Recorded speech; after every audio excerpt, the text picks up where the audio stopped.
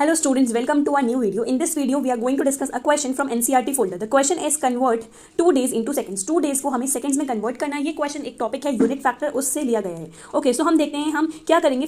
days को बिल्कुल simplify कर seconds में ले जाएंगे. तो हमें पता है कि 1 day में कितने hours होते हैं. 1 day में 24 hours होते हैं. ठीक है, कितने hours होंगे 1 day में 24 hours. ये exact हमारे पास given होता है कि 1 day में 24 hours ही होते हैं. तो अगर हम इसका unit factor देखें तो इसका unit factor क्या हो जाएगा. unit factor में हम क्या करेंगे, 24 hour को 1 से डिवाइड कर देंगे. 24 hour डिवाइड बाय 1 डे. अब नेक्स्ट हमारे पास है, अब हम डे को और सिंप्लीफाई करेंगे. ठीक है, अब हमने क्या करा, आर को सिंप्लीफाई कर लिया.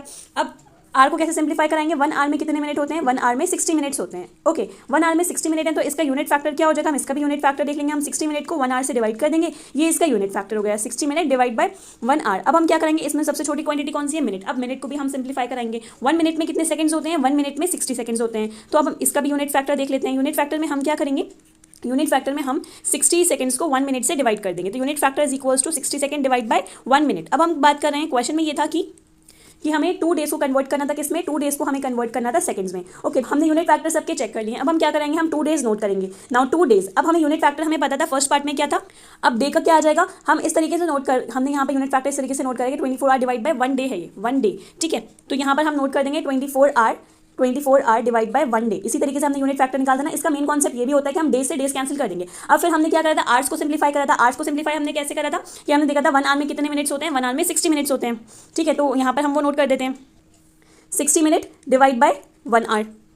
उसके बाद हमने 1 मिनट का भी देखा था. 1 मिनट का सिंप्लीफिकेशन क्या था, 1 मिनट में कितने सेकंड्स होते हैं, 60 सेकंड्स होते हैं. तो यहाँ हमने नोट करा 1 मिनट और ऊपर हमने नोट करा 60 सेकंड. ये हम यूनिट कन्वर्जन में हमने उससे पहले यूनिट फैक्टर डिस्कस किया था, उसमें हम देख चुके थे. अब क्या करेंगे, सिंपली हम कैंसिलेशन करेंगे. कैंसिलेशन कैसे करेंगे, अगर आपको कुछ भी याद नहीं रह रहा है कि यूनिट फैक्टर कैसे निकालना है तो आप बस ये देख लें कि डेज है तो 1 डे में कितने आवर्स होते हैं, 24. तो डे को नीचे रखेंगे तो डे से डे कैंसिल हो जाएगा, ऐसे कर देते हैं. अब उसके बाद क्या होगा, आर से आर कैंसिल हो जाएगा, मिनट से मिनट कैंसिल हो जाएगा. अब देखते हैं, अब हमारे पास बचा क्या, सिर्फ हमारे पास सेकंड्स बचा और हमें सेकंड्स ही चाहिए था. अब मल्टीप्लिकेशन में क्या बचा, 2 बचा ये वाला.